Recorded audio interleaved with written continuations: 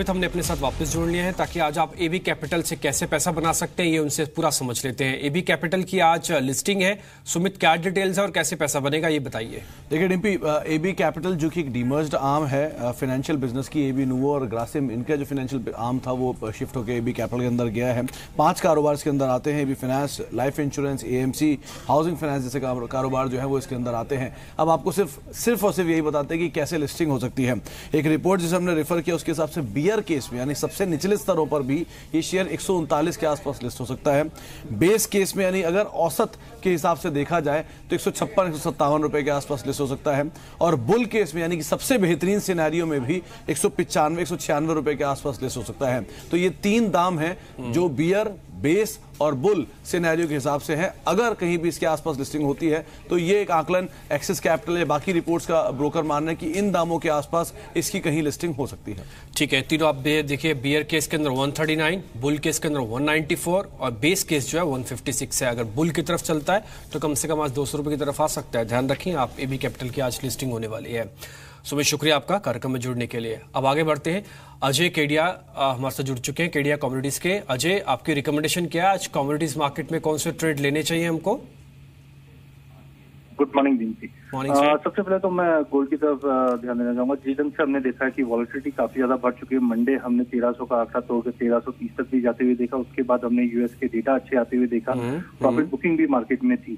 But कल हमने देखा कि यूएस डेटा के बाद जो जंप आया वो कहीं ना कहीं दर्शाता है कि जियो पॉलिटिकल टेंशन अभी भी बना हुआ। जिस ढंग से ओवरनाइट न्यूज आई कि यूएस भी कुछ एक्सरसाइज कर रहा है, कहीं ना कहीं मुझे लगता है कि गोल्ड में अभी भी तेजी का रुख कंटिन्यू रहेगा। आज के लिए मुझे लगता है कि 29,600 पे अगर गोल्ड बाय किया जाए तो ऊपर में 29,900 तक का टारगेट देखा जा सकता है।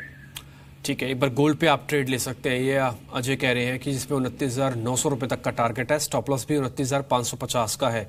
अजय, शुक्रिया आपका कार्यक्रम में जुड़ने के लिए। तो कमोडिटीज की कुछ एक और कॉल्स भी हैं, आप अपने आप इस ट्रेड पे देख सकते हैं।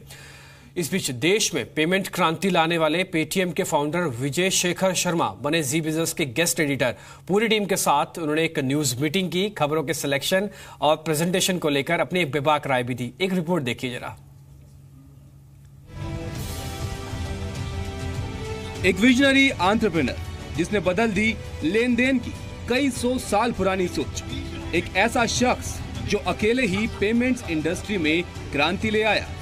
विजय Shekhar Sharma, payments bank Paytm के फाउंडर, देश में ई वॉलेट के पायनियर। पूरे एक दिन के लिए एक और पायनियर जी बिजनेस के साथ चैनल के गेस्ट एडिटर के रोल में।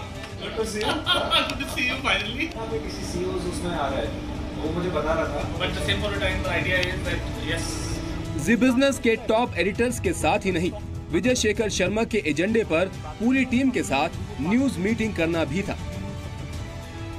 विजय भले ही न्यूज के सिर्फ दर्शक हैं, लेकिन खबरों पर उनके ख्यालात एकदम स्पष्ट हैं। न्यूज होती है और न्यूज का इम्पैक्ट होता है।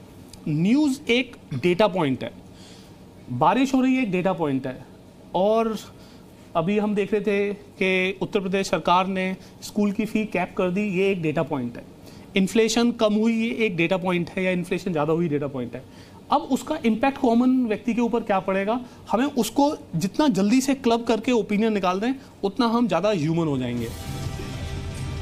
किसी भी एंटरप्रेन्योर को आखिरकार काम के हर पहलू से रूबरू होना पड़ता है। अपने नए रोल में विजय शेखर शर्मा खरे उतरे।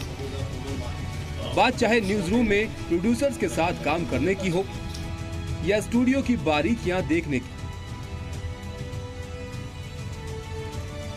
हर कदम पर एक बेहद सफल एंटरप्रेन्योर के सभी गुण। तो कभी भी अपनी सक्सेस को ग्रांटेड ना लेना।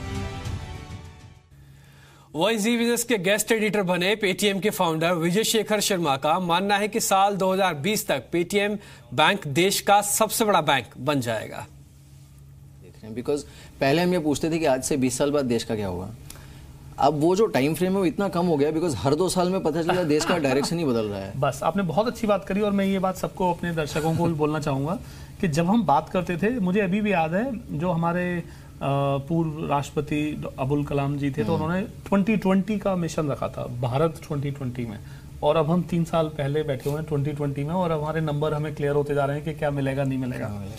सबसे बढ़िया बात जमाने में ये हो गई है कि अब आपको इतना आगे नहीं सोचना होता। अब आपको अननोन में जाके नहीं क्लेम करना होता, अननोन में जाके इतने फार अवे जहाँ पे हम होंगे ना हो और कौन ना हो, बीच में क्या हो जाए, आप 2 और 3 साल के नंबर बोल सकते हैं और बहुत मैजिकल हो सकते हैं। एज फार एज हमारा बिजनेस कंसर्न है, हमारा ये पूरी तरह से अंडरस्टैंडिंग है कि 2020 तक 50 करोड़ ग्राहक यानी कि 500 मिलियन बैंक अकाउंट हम अपने बैंक के खोलेंगे। पेटीएम पेमेंट बैंक जो हमने अपने देश का, हमारा ये मानना है कि हम देश के अंदर से वो बैंक बना रहे हैं जो एक दुनिया के लिए मिसाल बन रही है। हम एक वो वाला 50 करोड़ इंडियन अकाउंट्स की बात कर रहे हैं। 50 करोड़ इंडियन अकाउंट की बात कर रहा हूँ मैं। और मैं ये बात बताना चाहता हूँ कि इस देश में वो ना सिर्फ एक सबसे बड़ा बैंक बन जाता है उसके बाद, बट एक और चीज़ बन जाती है कि हम फॉर्मल इकोनॉमी में इतने सारे लोगों को ला पाते हैं। तो फॉर्मल इकोनॉमी की बात है, देश का सबसे बड़ा बैंक बन सकता है पेटीएम और साथ ही साथ 2 साल में IPO भी आ सकता है। ये सारी जानकारी उन्होंने हमारे साथ साझा की।